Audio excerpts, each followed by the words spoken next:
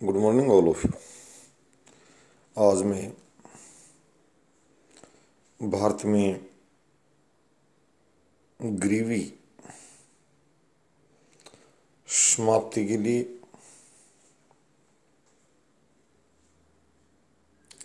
बहुत एक साधारण सूत्र की ज़रूरत है, उस पर मैं बताऊंगा। और इस दौर में ये भी कहूँगा कि मल्टी पार्टी सिस्टम वाला देश है, बहुदलीय शासन प्रणाली, ढेर सारे दल सक्रिय भी हैं और उनकी राजनीतिक हैसियत भी है, जो रजिस्टर्ड ही नहीं है। कुछ लोग सब्सिडियों की बात करते हैं कि हम सत्ता में आए या आए हुए हैं तो सब्सिडाइज कर रहे हैं पब्लिक को वोट मोटिवेशन के लिए। कहते हैं ये गरीबों का सहारा है, कमज़ोर लोगों का सहारा है, जिनकी कमज़ोर वित्तीय स्थिति है। दूसरी तरफ इस तरह की सब्सिडाइज करने पर कुछ राजनीतिक दल अपने बचाव में नारा देते हैं कि वित्तीय अनुशासन के हम पक्षधर हैं।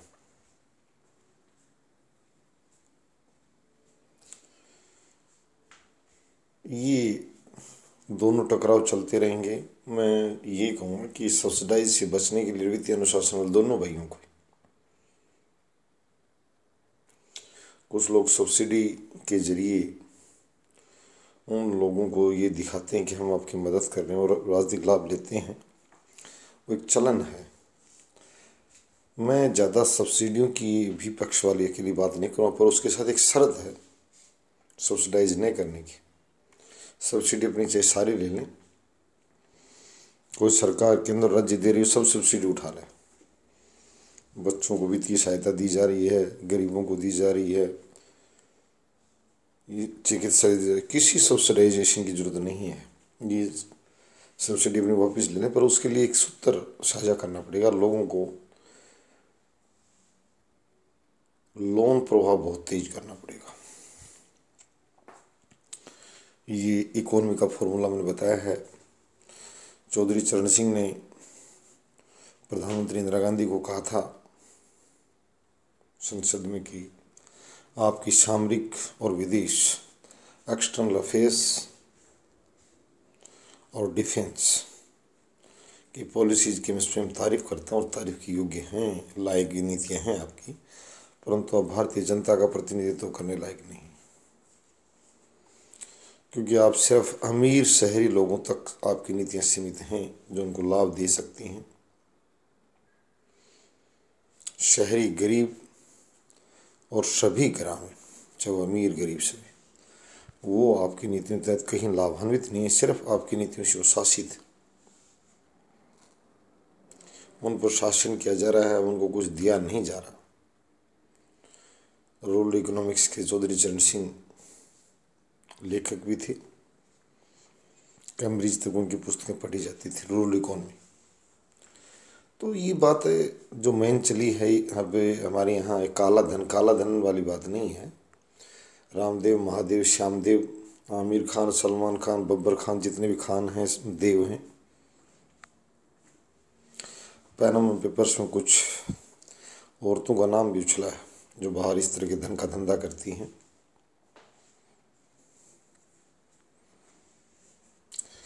इन लोगों से मैं कहता हूँ कि ये पहले शासन के सहयोग से ही अमीर हुए हैं, कोई बाहर से पल कर नहीं आए।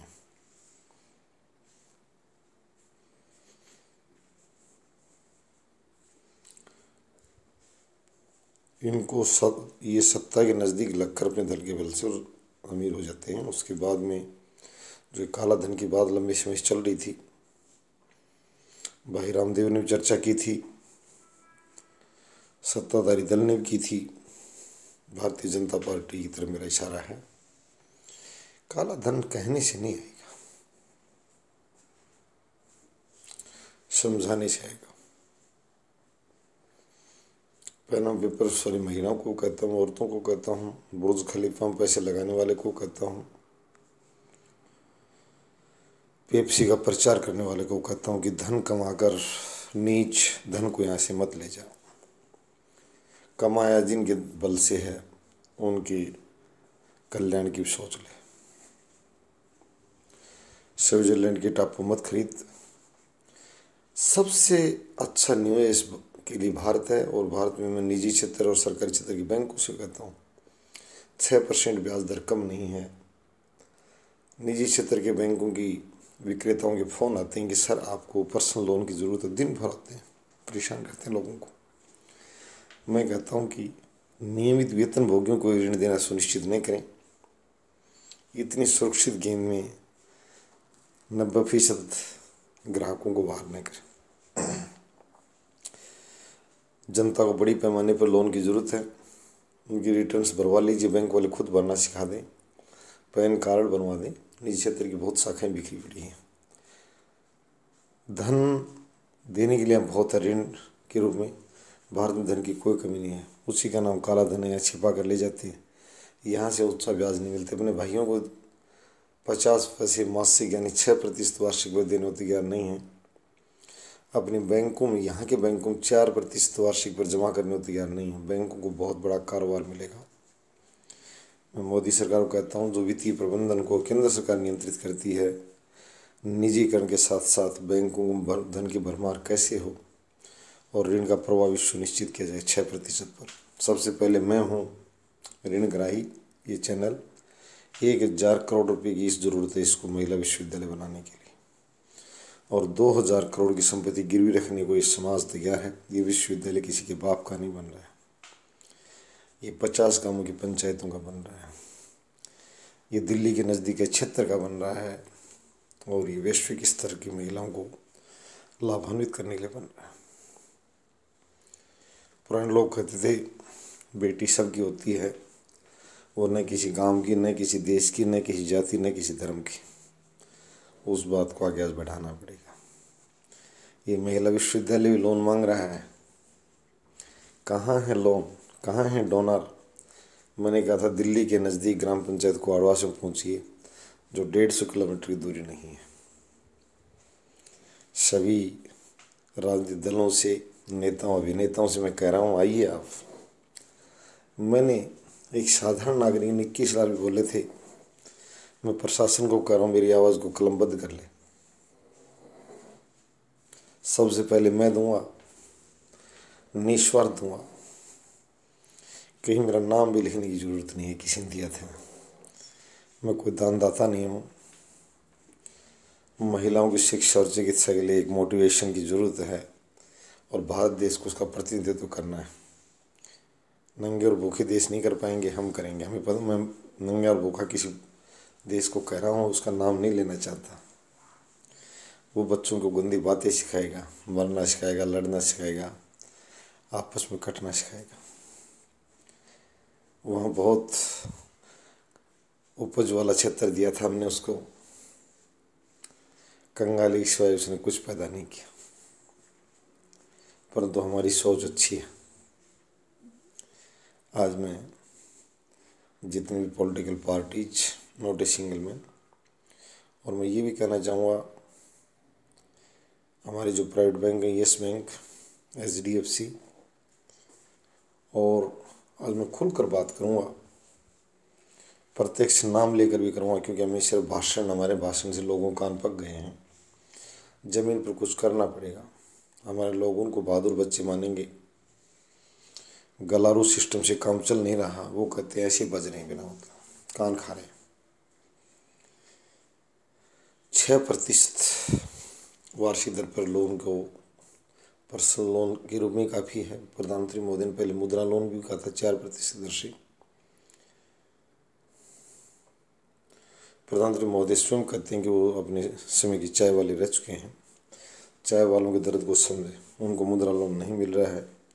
चाय वाले मिले हमसे कि बाबू हमें बैंक वाले लोन नहीं दे रहे हैं, हम भी हमारी चाय के होटल को बड़ा बनकर बनाना चाहते थे, इसको एक अच्छा मिठाई खाना बनाना चाहते थे। मुद्रा लोन की प्रावधान किया गया, परंतु जटिलताएं साथ जोड़ दी गई, और बैंक शाखाओं ने देने में कोताही बरत रहे हैं। प्रवाह को सुनिश्चित किया जाए, बड़े पैमाने पर सुनिश्चित किया जाए। मैंने कहा कि मुद्रा का प्रवाह, ऋण का प्रवाह, सब्सिडी तुम सब वापस ले लो तुम्हारी, और सब्सिडी कभी एक पक्षी भाषा मत सुन लेना, कभी सब्सिडी तो ले रहे दे कुछ नहीं, ये नहीं चलेगा। नहीं, वित्तीय अनुशासन की बात करने वालों की बात कर रहा हूँ कि अब लोन प्रवाह को सुनिश्चित करें। एक पक्ष में जरूर रही है, या तो अब लोगों को कोई 300 यूनिट फ्री बिजली दे रहा है, कोई कुछ दे रहा है, सब्सिडी उतर पड़ी जो भारत की एक प्रणाली चल रही है। मैं तो उससे कुछ क्या कहूँगा। लोन प्रवाह सुनिश्चित कीजिए, फिर मैं कह रहा हूँ विरोध भी कर सकते हो सब्सिडियों को, सब्सिडी आपकी सरकारें वापस ले लें, हमें कोई दिक्कत नहीं, परंतु 6% पर बोर्ड लगा दें कि कोई भी नागरिक 50 लाख 10 लाख सीमा लगाते हुए, और ये महामारी के दौर में, और इससे बहुत बड़ा व्यापार, आपको उद्योग लगाने की जरूरत नहीं, सबसे बड़ा उद्योग भारत में। गरीब लोग, किसान लोग कमा कर बहुत बढ़िया देते हैं। इन्होंने बड़े बड़े लोगों को पूंजीपति बना दिया। एक छोटी सी दुकान में बैठे आदमी का एक कहावत थी कि आधे गांव की ज़मीन जो है ना अपने कब्जे में कर ली थी ब्याज के वजह से। ब्याज का धंधा बहुत है भैया, मत जाओ स्विट्जरलैंड, कनाडा की नागरिकता मत ले। अक्षय कुमार, आमिर खान, शाहरुख खान, ये ऐश्वर्या राय, अमिताभ बच्चन जो नारे लगाने की जरूरत नहीं है यार, भारत माता बेटे हमें तेरे बाप ने तो वर्दी पहनी भी नहीं है, हमारी 3 पीढ़ी ने सेना की वर्दी पहन रखी है, और रक्षा पर शहीद होकर डेड बॉडियाँ घर पहुँची हैं। हमें सिखाने की जरूरत नहीं है। हम नारा नहीं, हम कर्म कर डालते हैं रक्षा का। भारत माता की जय जयकार करने के लिए सीना में 24 घंटे खुला रहता है, गोली खाने के लिए, दुश्मन को मारने के लिए। भैया फिल्मी अंदाज में नहीं बाबू, सभी जो भारत में 1 लाख लोगों के पास बड़ी संपदा है, खरबपति हैं, नेताजी अभिनेता जी जितने भी हैं, पटियाला घराना, ग्वालियर घराना अंग्रेजों के ज़माने से पले पड़े हैं। अमरिंदर सिंह और सिंधिया परिवार का ज्योतिरादित्य सिंधिया महलों से बाहर निकलते, मैं कहता हूँ कि वित्तीय नीति पर काम करें, आगे आएँ, जनता का दिल खूब लूटे। आपको भगवान करे आपकी राजनीतिक हैसियत बहुत बढ़े, परंतु सस्ते ऋण के प्रवाह के लिए मैंने जो जितनी बताई दे और खान, माल बाहर रखा है, ये देश धन से भरा पड़ा है और इन्होंने हमसे ही कमाया है। सबसे बड़ा धोखा ये है कि यदि विदेश में कमा को विदेश में लगाए, CEO का, गूगल का जो CEO है पीछे कुछ करे, हम उसको दोष नहीं देते। USA में कमा रहा है, नाम है सिर्फ भारतीय मूल, उसकी आइडियोलॉजी से में कोई मतलब नहीं है। मैं के अधिकारियों से जो यहाँ कार्यरत भारत में, चिकित्सक जितने भी डॉक्टर्स लोग, और ये साध संगत के भेष में भी धनी लोगों की भीड़ है।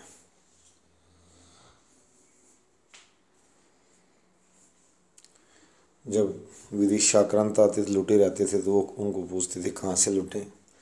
उनका भी धर्म संस्थान में बहुत पैसा जमा है, किसी के पास 40,000 करोड़ है, किसी के पास 1 लाख करोड़ है, किसी के पास 2 लाख करोड़ है। राज्य सरकारों से बड़ी शक्ति, वित्तीय शक्ति इनकी है। ये लोगों को ऋण देने के लिए आ गया है। मैंने पहले कहा ऋण का प्रवाह कर दो, आज मैं 100 की बात कर रहा हूँ। काला धन भी बाहर लाने की जरूरत नहीं है। धन क्या करे यार, बाहर तो करें कुछ, इनसे ले रहे हैं, इनको तो 4% नहीं दे रहे हैं। निकम्मों को तो यहाँ तक बताया जा रहा है, इन बेवकूफ़ों को, इन बेशर्मों को बताया जा रहा है कि जो काला धन की करें, ये सभी के बच्चों के मामा इनको बता रहे हैं कि इनको सालों कुछ देते नहीं, वहाँ इनसे पैसे रखने के लिए लेते हैं इन गंदे लोगों से, और हम दे रहे हैं इनको, हम इनको देने को तैयार हैं। सबसे पहले मैंने खुद कहा है कि तुम्हारा 1 पैसा नहीं डूबेगा, तुम 1000 करोड़ हमें दे दो यार इस विश्वविद्यालय के लिए, और चाबी भी अपने हाथ में ले लो। और बताओ, जब तक तुम्हारा ब्याज से 1 पैसा नहीं मिल जाए, मत देना किसी संस्था को चाबी। पैसे की कमी नहीं है, नित्यानंद जैसी यूनिवर्सिटी बनाते हैं बेरोड में, पर भाई इनके पास इनसे ऋण के रूप में तो पैसे ले लो, कम से कम 6% यार हमें दे दो। तुम बाहर क्यों जा रहे हो? बैंक यहाँ है, बैंक में भीड़ है, और नागरिक बैंक ही है। पहले तो बगैर लाइसेंस भी ग्रामीण क्षेत्र बड़े पैमाने में लोगों ने ब्याज का धंधा किया, लाइसेंस की जरूरत नहीं पड़ी, तो बाहर नहीं जाए। और गरीबी मुक्त समाज के निर्माण के लिए, गरीबी मुक्त राष्ट्र के निर्माण के लिए इंदिरा ने नारा दिया था, गरीबी हटाओ, निकला क्या? खोदा पाड़ने के लिए चाहिए, 5 पंचवर्षीय योजना नारा लेकर आई थी, पर वही कमी उसमें थी, ऋण के प्रवाह को सुनिश्चित नहीं कर पाई, गाल गाल बजाती रही और गरीबी हटाने के नाम पर उसके पास कुछ नहीं था। आज भी मैंने पहले चौधरी चरण सिंह वाले जो पूर्व प्रधानमंत्री हैं, इंदिरा गांधी और चौधरी चरण सिंह दोनों, मैंने पहले कहा है कि गाल बजाने से कुछ नहीं निकला। जनता सिर्फ ये कह पाई कि ऐसे बकते हैं, आम जन जो कमज़ोर इकोनॉमी के लोग हैं उनका साहस टूटता जा रहा है, उनका मनोबल बनाए रखना जरूरी है। आत्मबल और आत्मविश्वास बहुत बड़ी शक्ति होती है। हमें दिखाना है कि राष्ट्र और समाज उनके लिए खड़ा है, घबराए नहीं। और सब्सिडियों का दौर की ज़रूरत नहीं है, सब्सिडियों का विरोध करें, अदरवाइज सब्सिडी हथियार बनेगी राजनीति का। जो राजनीतिक दल लाल बत्ती जैसे हटी थी, दिल्ली से चली, पंजाब गई, सेंटर में आ गई और बाद में पूरे देश में हट गई। सर्वोच्च न्यायालय से 2 कदम आगे जाकर लोगों ने लाल बत्ती को विदा कर दिया। सेना और पुलिस के वाहनों के अलावा सब जगह से विदा हो गई। प्रधानमंत्री मोदी ने स्वयं का मैं साधुवाद देना चाहूँगा। कैप्टन अमरिंदर सिंह और अरविंद केजरीवाल तीनों ने पहल की इस बात की, और वो समाज से सदा ही विदा हो गई। लोग आज मानते हुए लोकतंत्र अब आया है। देखो 75 साल बाद में लोगों ने कहा लोकतंत्र अब आया है। नहीं किसी नेता के नाम पर लाल बत्ती लगाकर उसके कोठे पर बैठने वाले शातिर गर्द कुत्ते दिन भर जनता को दौड़ाते और परेशान करते, लाल बत्ती में बैठा कौन है? कहा ये वो है जो उसकी कोठी पर पिछले दिनों जमानत पर छूट गया है जेल से, एक बदमाश। जनता को 75 वर्ष तक सड़क की नगनता देखने को मिली। मैं तीनों को साधुवाद देना चाहूँगा, मोदी साहब, अमरिंदर साहब और केजरीवाल साहब, कि उन्होंने वास्तव में उनके प्रयासों से और बत्ती जब उनकी प्रतिस्पर्धा मान लो अलग अलग दल के थे, आम आदमी पार्टी, अमरिंदर सिंह उस टाइम पंजाब में कांग्रेस का नेतृत्व कर रहे थे और मोदी साहब भारतीय जनता पार्टी के अंदर में, परंतु लाल बत्ती सड़क से चलेगी और भारतीय जनता आज उनकी तारीफ के पुल मानती है। मैंने पहले कहा था हम सिर्फ शिक्षक की भूमिका में, सामने जब प्रधान न्यायाधीश महोदय हों, गुरु गोविंद दोनों खड़े, गुरु ज्ञान सबको देगा, प्रधानमंत्री को, राष्ट्रपति को, प्रधान न्यायाधीश को और मुख्यमंत्री अरविंद केजरीवाल हो, चाहे अमरिंदर हो, कोई भी, चाहे अशोक गहलोत हो। चन्नी जब सब्सिडाइज कर रहा है तो गहलोत पीछे क्यों रह रहा है, ये बातें सामने आएंगी। के स्टालिन और अरविंद केजरीवाल ने महिला बसों को मुफ्त यात्रा कर दी है। 2 ही तरीके हैं, या तो लोन का प्रभाव बढ़ाया जाए, सब्सिडियाँ बढ़ाई जाए। अब ये जो लोग दोनों से बचना चाहते हैं ये नहीं चलेगा। ये लोग कट करें हमारे जनता के धीरे धीरे। वित्तीय अनुशासन सीखते हो तो लोन प्रभाव भी सीखो, मामला बैठ जाए। दोनों बात मत सीखो कि लोन प्रभाव नहीं बढ़ाएंगे, सब्सिडी का विरोध करेंगे, नहीं। इसके लिए मैं योगी आदित्यनाथ जी जो वर्तमान उत्तर प्रदेश के एक शक्तिशाली मुख्यमंत्री रूप में जो प्रचारित किए जाते हैं, मैं उनको भी इसके लिए आमंत्रित करता हूँ इस बात के लिए कि सब्सिडी और लोन प्रभाव में से एक कौन सी बात को चुने, वो ज़रूर अपना कमेंट जन साझा करें। अच्छी बात है, उनको बताना चाहिए मैं क्या सुनिश्चित कर दूंगा, सब्सिडी या लोन प्रभाव। उनके विरोधी दल ने कल सब्सिडी का पासा फेंका है कि 300 यूनिट तक फ्री सब्सिडाइज डोमेस्टिक सप्लाई। उनको बताना चाहिए हम सब्सिडियों के हकदार पक्ष में नहीं हैं, हम लोन के सस्ते लोन पब्लिक को देंगे। और भी प्रियंका गांधी, जयंत चौधरी, विदेश में पढ़े बच्चों की भीड़ आजकल आपको पता है, खुद अखिलेश विदेशी शिक्षित है ऑस्ट्रेलिया से। ये नस्लें भारतीय जरूर हैं परंतु इनके माँ बाप भारत में इनको राजनीति कराने के लिए लेकर आए हैं। शिक्षा विदेशी पसंद है इनको। और मैं बता देना चाहता हूँ सभी भारत के राजनेताओं को, मल्टी पार्टी सिस्टम में या विनाश और विकास करने में जनता देर नहीं लगाती। कम्युनिस्ट पार्टी ऑफ इंडिया कभी 32 साल तक लगातार पश्चिम बंगाल में शासन कर रही थी, आज वो शून्यता की स्थिति में खड़ी है वहाँ विधानसभा में। इसी प्रकार लोकसभा में 425 सदस्यों वाला दल, राजनीतिक दल, आज आपको पता है 10वें हिस्से पर खड़ा है। बहुत सिकुड़ चुका है रबड़ की गेंद की तरह। गरीबी के लिए एक मुफ्त किक, पॉवर्टी फ्रॉम इंडिया। आज मैं सबसे कह रहा हूँ, आरबीआई गवर्नर, एसबीआई की जो भी गवर्नर्स वगैरह, जितने reserve bank of India, SBI और प्राइवेट बैंक्स, ये क्यों डर रहे हो तुम यार? तुम छोटा छोटा लोन नहीं देना चाहते हमारे लोगों को? ये महामारी वैसी परेशान कर रही है। 6%, ये 18% वाली बात नहीं चली। वर्ल्ड में कहीं है क्या ये ब्याज दर? ये लूट बंद हो, लोगों को 6% दर पर मिले। और एक लोन ये भी खड़ा है, ये चैनल भी खड़ा है, बताया कि चैनल की ओनर प्रोपराइटर ने, शिक्षा समिति के अध्यक्ष ने, कि 1000 करोड़ रुपये हम लेना चाहते हैं 6% पर, चाहे वो कल दे दें। और एक शर्त और जोड़िए साथ, 2000 करोड़ की उसको संपत्ति, असेट, वो कहते हैं ना, कम, ये जो कोरिलेशन जो मांगते हैं लोन के लिए, वो देंगे भैया हमारे पास। तो 50 सरपंचों की अभी सहमति है इस विश्वविद्यालय के लिए। और बहन बेटी तो एनजीओ चलाने वाले, 2% डोनेट करने वाले, कोई बिरला जी, डलमे जी वहीं के हैं, पोदार जी, बजाज। मैं इनसे भी कहूँगा भाइयों से कि ये अपनी रसोइयों को दान देने वाली प्रथा, राजाओं को दान देने वाली प्रथा और उपहार देने वाली प्रथा दुनिया पुराने समय से चला है। राजा वो सब देते हैं उपहार में, पता है वो क्यों देते हैं? कहते हैं शासक को लोग ज़बरदस्ती सम्मानित करते, ना करते करते भी, कि मुझे मत सताना। ये बात छोड़िए, महिला विश्वविद्यालय जो बन रहा है, वहाँ आप अपना नैसर्गिक भाव दिखाइए कि आप दानी हैं या नहीं हैं, आप सत्यवादी हैं नहीं हैं, आप राष्ट्र निर्माता हैं नहीं, राष्ट्र निर्माण में सहयोग देते हैं नहीं देते हैं। मैंने बोल रखा है, उपायुक्त झुंझुनू, जिला कलेक्टर के नाम से राजस्थान में जाने जाते हैं, 21 लाख रुपये भैया बिल्कुल इस वीडियो में बता रखा है। और कौन कौन दानी इस देश के नाम बताना। और मेरा नहीं, और भी कोई गांव अगर आगे आ रहा हो तो कोई एडवांस को जरूर नहीं है, उस गांव को हम आगे कर दें। अभी तो ईंट रखनी है, नींव रखनी है।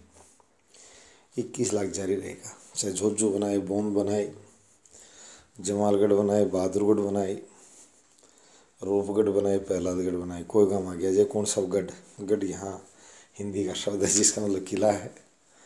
मैं तैयार खड़ा हूँ, परंतु प्रहलादगढ़ वाला भी 21 लाख बोले और बहादुरगढ़ वाला बोले। ये महिला विश्वविद्यालय किसी गांव का नहीं, क्षेत्र का बन रहा, उत्तर भारत का बहुत बड़ा संस्थान होगा।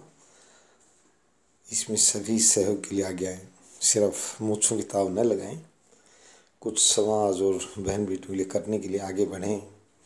भगत फूल सिंह जी जैसे लोगों ने आज विश्वविद्यालय उनके यहाँ खिल रहा है, उन लोगों की मेहनत का और सोच का ही प्रयास जो था, उसका ही फल है। धन्यवाद।